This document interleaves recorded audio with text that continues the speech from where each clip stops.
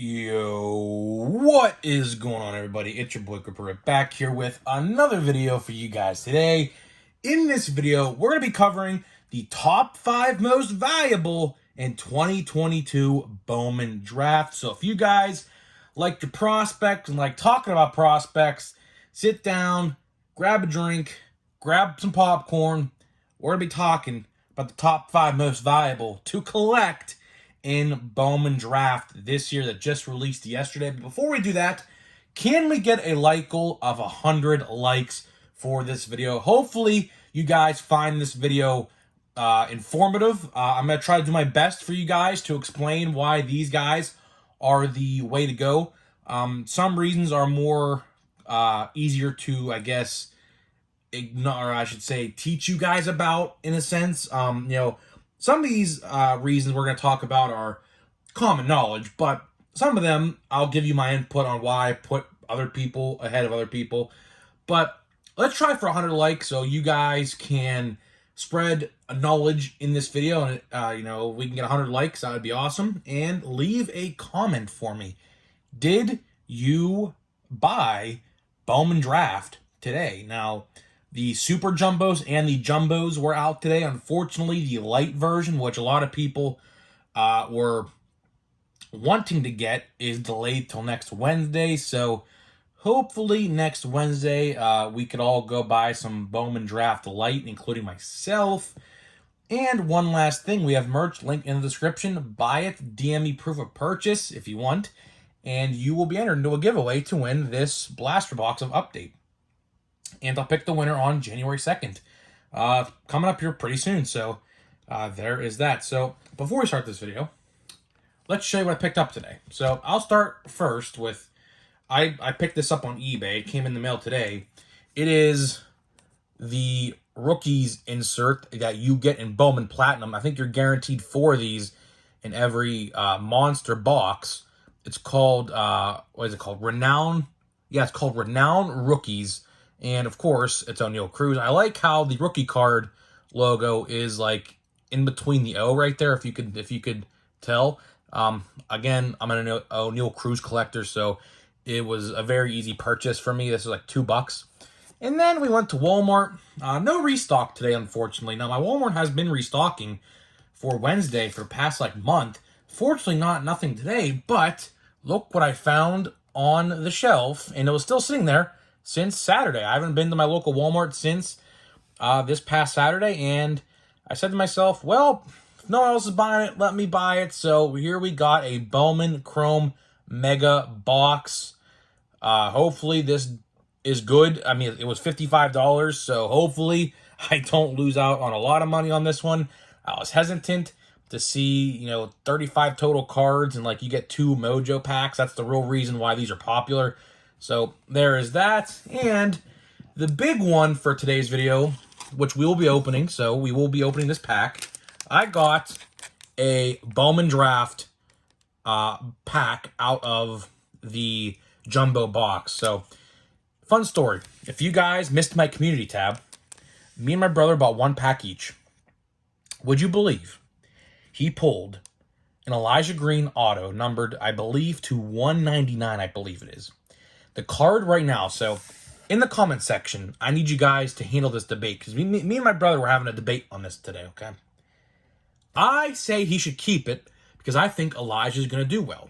He, on the other hand, wants to sell it right now because right now he could probably get about $15 or so $100. So I want you to know in the comment section, would you keep the card or would you sell it off? Why or why not? I say you should grade it and keep it. He says he wants to grade it and sell it. So let me know what you do in the comment section. If you missed the post, go look at the post on my community tab. I show the card off there. He took a picture with it. So I'm going to leave this pack right here on screen at all times because, of course, this is what we're talking about. I'm going to try to set it up here. There you go. So we are talking about Bowman Draft today. Bowman Draft, depending on who you ask, is regarded to be the best set every year. And what it is exactly what it sounds like. It is the top prospects and, lower end prospects that you would expect who were drafted this past July in the MLB draft, right? So what I'm going to do is I'm going to give you 6 cards here to collect, right? Now, just because the top 5 were drafted, and speaking of top 5, Drew Jones Jr., Andrew Jones' son, if you remember yesterday's video, I forgot who it was. He's not in here.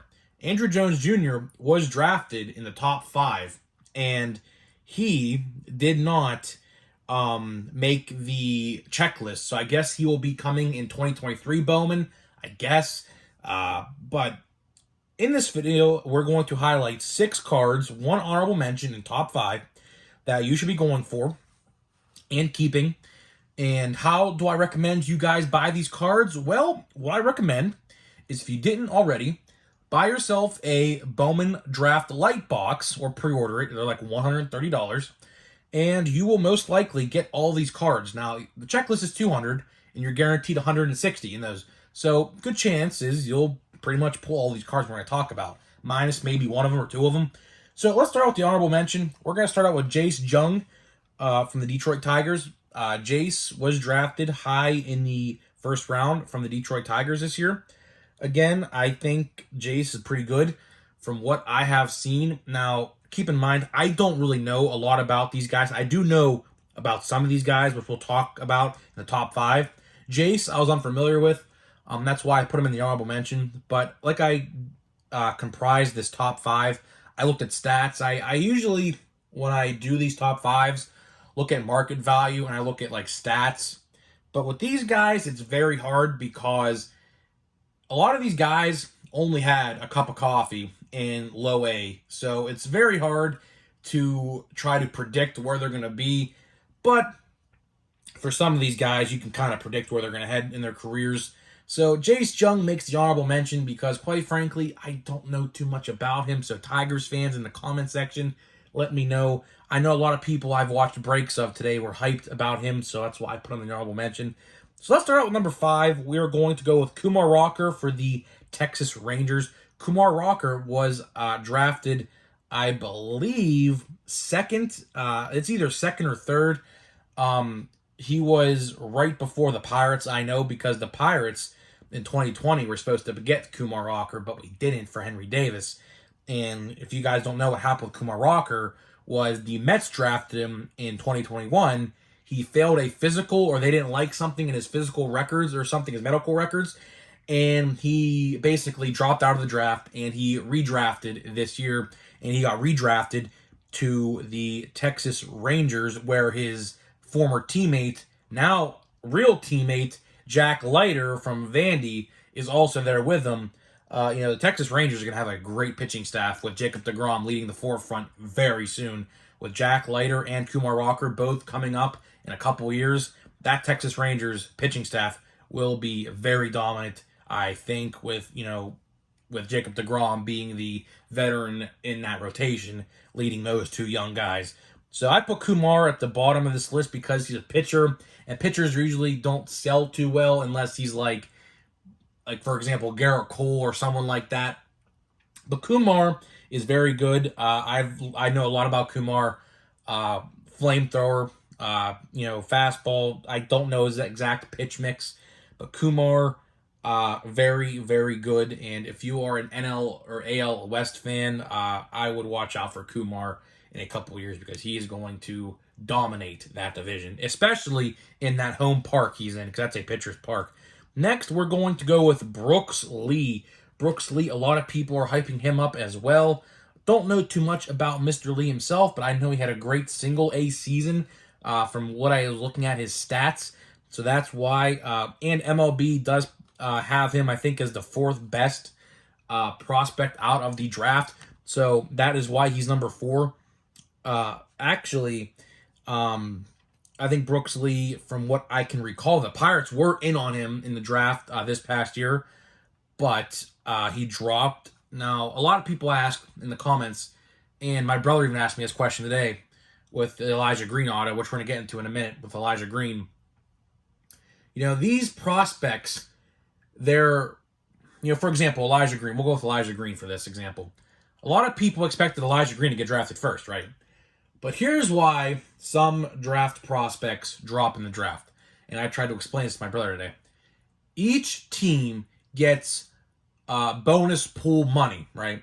And depending on the draftee, he would want more than so others. So depending on the team and depending on how much they want to give him a bonus, that bonus comes from, I believe, luxury tax spenders. Like, let's say the Mets, for example, who's like spend, I think it was like 110 million now in taxes. That's where that money comes from, and competitive balance, right? And some prospects, depending on how much they want as a bonus, will drop depending on which team will want to spend that certain bonus, if that's why that makes any sense. Now, I remember Brooks Lee wanted a bigger bonus. Brooks Lee was actually supposed to go number 1 or number 2, but he wanted a bigger bonus, therefore he dropped in the draft and went to the Twins. Again, Brooks Lee's pretty good. He will be a really good player when he gets called up, whenever he does.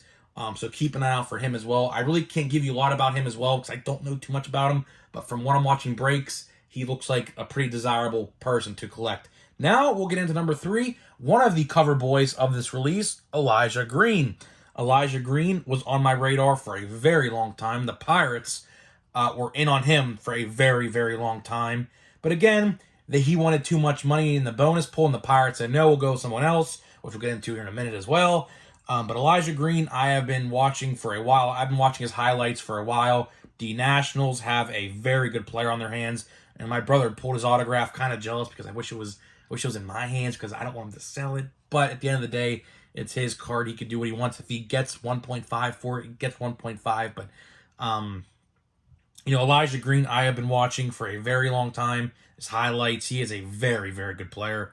If you're an NL East fan, if you're a Nationals fan in particular, you should be happy that this guy is on your team, and he will be, I can almost promise you, when Elijah Green, and if I'm still making YouTube videos by then, which I will, circle this video and come back to it when I said this. Elijah Green, when he gets called up, will win NL Rookie of the Year if he doesn't get traded to like an American League team or whatever. If he gets called up to the Nationals and stays with the Nationals, for one, he'll be the face of the Washington Nationals. Number 2, I guarantee whenever he gets called up, MLB projects him to come up 2026. I don't see that. I see late 2024, early 2025. He will be a very good player, and he will win NL Rookie of the Year. Again, barring no injuries or something like that. The only problem with Elijah, as we looked up, his strikeout rate is like 40%, but that could easily be fixed easily. So that's not really a concern as of yet. Now, if it happens again this year and the strikeout rate is still in that 40s range, then yeah, I'd be concerned. But right now with Elijah, if you're a Nationals fan, you are thrilled that he's on your team. He batted, I think, like 302 this year. So again, really, really good. So that is all I have to say about Elijah. So there is that. So if you have an Elijah Green card or wanting to buy draft or wanting to buy singles, Elijah should be on your top priority. Now we're getting to the final 2 here, who are considered the best players in the draft. Now we're talking about number 2, the Pittsburgh Pirates select Termarr Johnson. Now Termarr Johnson has a lot of hype surrounding his name. I didn't get it at first, I'm not going to lie to you guys. As a Pirates fan, I'm lucky. Oh, kind of. I really shouldn't say I'm lucky because the Pirates should want to compete, but I'm fortunate enough, I guess I can say, in an extent, to understand these prospects because the Pirates always draft higher in the draft.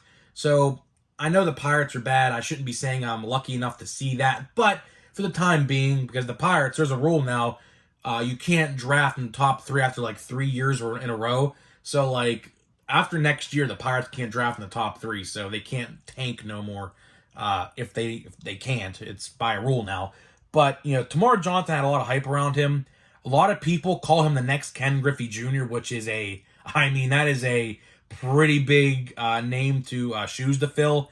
But after watching him and understanding how he works, Termarr Johnson is a very good hitter. He's probably, they called him the best hitter in the draft. Not the best overall player, the best hitter, the best offensive player.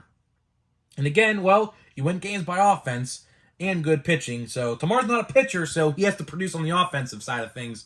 He is a second baseman and shortstop. Don't know where the Pirates are going to play him because right now we got our boy O'Neal Cruz, and Termarr Johnson will most likely be here by the end of 2024. The Pirates are fast-tracking him as well. Same with Elijah. Elijah's getting fast-tracked as well, and Termarr is too. And Tamar, I think, is going to be a very serviceable MLB player. Contact hitter with a little bit of power. People call him next Ken Griffey Jr. When he gets a hold of one, he does get a hold of one. So, you know, Tamar Johnson, I have to put him in here because he is considered the best overall offensive player in the draft. So I kind of appreciate the Pirates picking him. And next year, this time next year, we'll be going over 2023 Bowman Draft. Guess what, guys? The Pirates have #1 pick again with the new lottery system, which I feel bad for, like, the 5 or 6 other teams who had a worse record than us because, you know, this new draft lottery, the Pirates shouldn't have got #1, but this new draft lottery, we got #1. So there's a good chance next year I can be coming on here and giving you guys #1 is Dylan Cruz. That's who the Pirates are pretty much locked in to get. The next year's draft, before we get to #1, next year's draft looks decent as of now. The #1 is pretty much a lock unless something happens this year in the college baseball scene. But right now, the Pirates are going to be selecting Dylan Cruz, an outfielder. I forget what school he's from because I really didn't, you know, read into him too much yet. But looks like the Pirates will be going to Dylan Cruz next year. So this time next year, I'll be talking about Dylan Cruz again, and hopefully he'll have some minor league experience underneath the Pirates organization come next year. And let's get into #1. There's one guy left I didn't mention. He's on the cover as well. Jackson Holliday, son of Matt Holliday. If you guys didn't know that, he is with the Baltimore Orioles. I mean, the Baltimore Orioles are just, I mean, they're going to be loaded, dude. I don't know what to say. The Baltimore Orioles are trying to take a page, I think, out of the Houston Astros playbook, which, I mean, if you guys remember, I don't know if you guys are old enough to remember this. Most of you guys are. The Astros were in the NL Central for a long time, and they lost like 100 games after 100 games after 100 games. And all of a sudden, they moved to the AL West. And meanwhile, while they were losing those 100 games, they drafted guys like Altuve, Carlos Correa, Alex Bregman, so on and so forth, like Yordan Alvarez, so on and so forth. And look where they are now. And you know what? I think the Baltimore Orioles are doing the same thing. Do you know how loaded they are in the minor leagues? Like, that is going to be a very fun team to watch. This year, even, there are going to be some call-ups this year with the Baltimore Orioles. I don't know who, but there will be more than one. I can almost guarantee it.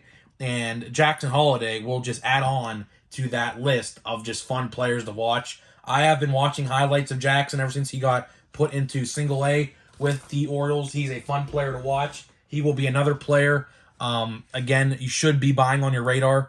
So, guys, let me know what you think about my top 5 list as I knock everything over and everything's getting knocked over. Okay, well, we're just going to go with it and just leave it there. I'm not going to really mess with it. But time to get into this pack of Bowman Draft. If you guys were wondering how much this pack cost me, well, this pack costed me $45. And we shouldn't expect an auto because what happened was, you know, my LCS guy likes to sell individual packs. So what me and my brother discussed was if we see a full, like, side of the box that's not touched, it's guaranteed to have an auto because there's 3 autos and there's 3 stacks in the box. So each stack has 4 packs. There's 12 packs in a jumbo box. We said to ourselves, let's all buy from one pack or one stack, so that way we have a good chance of getting an auto. So he did get the autograph out of the stack. So do not expect an auto out of here unless they accidentally put a 4th in here maybe. But let's show the odds. Let me just move this card out of the way because it's getting in my way.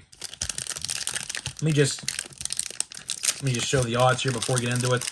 I don't know what to expect. I did watch quite a few Bowman Draft breaks. The Chromes in here, I was watching a break earlier, like all backwards. So we'll know when we hit the Chromes. They'll all be backwards and we'll have to flip them all over. So let's get into it. And like I said, this ain't going to be the only Bowman Draft I get this year. I will be going back to the hobby store next Wednesday to be buying a light box. But for the time being, I said, you know what? Let's just hold over with this. And let's see if we can pull any good rookies that we just mentioned. Or I should say Bowman first. And it's upside down. Okay. So let's see if we can pull anybody that we just talked about. And I see a parallel, or I should say an insert. So let's put it down here. We got Jordan Sprinkle. Now, I believe it will tell you when he was drafted. Let me look here. Does it say when he was drafted? Yeah, it's round 4, 131st overall. Okay, it's a very fine print. But yeah, so we're going to see if we know any of these guys. Most of these guys, like that guy in the 4th round, I have legit no idea. But they are good guys to keep. This guy, we're going to go through these very slowly so we can get a feel for what these guys are. This guy was drafted 63rd overall. Okay, so he's a higher pitcher. We got another pitcher from the Yankees. We got James Wood, and I believe this is his first. I believe he was a part of the Juan Soto trade. I believe, right? I believe, yeah. Padres 2nd round pick 2021. Yeah, so this is his first card in the Nationals uniform. We got Trey Sweeney, who was actively, I think, on the trade block because the Pirates looking like they're going to send Brian Reynolds to the New York Yankees, and he's being discussed in that deal. Don't know why, but he is. There's Michael Kennedy. I know a little bit about him. He is a pitcher for the Pirates. What was he drafted? He was drafted. Okay, he's a higher 110 pick. Yeah, okay, so I know a little bit about him. There's Benny Montgomery. You guys should know about him. He should be getting called up this year. He should be, I think, but we'll see what they do. We got Alan Serrata. No idea who he is. Noah Schultz. Sounds familiar. He was drafted 26th overall, so okay, his 1st round pick. Okay. We got, okay, so here are the chromes. So here's how the chrome works. They're all like upside down this year for some weird reason. So here we go with the chromes. We got Christopher. Looks like I don't know what we got here. Looks like maybe we got something. I have no idea. Christopher somebody. We got, hey, it's Trace Gonzalez. Okay, I know who he is. I'll take that. Bowman first, chrome. We got Zach Neto. He was a 1st round pick. He was about to make the honorable mentions. He was drafted, 13th overall, so that one will be going in a top loader. We got Kyle Morazdo, Matt McLean, who I know about. We got Henry Mendez. Hey, look at that. That's cool. That's actually on the promotional material for this release. Blackjack, Quinn Priester, and Henry Davis. I'll take that any day. That's pretty cool. I was actually just about to buy this car on eBay right before I hit record today, too. So good thing I didn't. That's pretty cool. All right, that'll be going in a top loader. As Quinn Priester will be getting called up this year. So keep an eye out for Quinn Priester. We got, so these are refractors. We got Carson Milbrandt. And we got Morbell. I don't know how to pronounce his name. So we got, those are the chromes. No one really notable. Actually, we did get a couple notable ones. Shouldn't see if we didn't get nobody. So we got Thomas Harrington, who I know a little bit about. Matt McLean, again. Okay. Zach Neto, again. Okay. So we got his paper. Jordan Lawler, who was drafted last year. Christopher, I think we just got his card again. Eric. Dylan Beavers. William Bergola. Jack Brannigan, another Pirate that I know of. Trevor Martin. Jared McKenzie. And the last card is Walter Ford. So a lot of players in there I did actually know a little bit about. So not a bad pack. I'd give that pack out of 10. I would give it probably a 7. There are a couple first rounders in there, not more than I liked. But we did get that cool Pirates insert, which I can never complain about because, I am a Pirates fan. So, guys, let me know your top 5 most viable in Bowman Draft. And if you did buy a Bowman Draft box, let me know how you did. And I'll see you guys in the next video.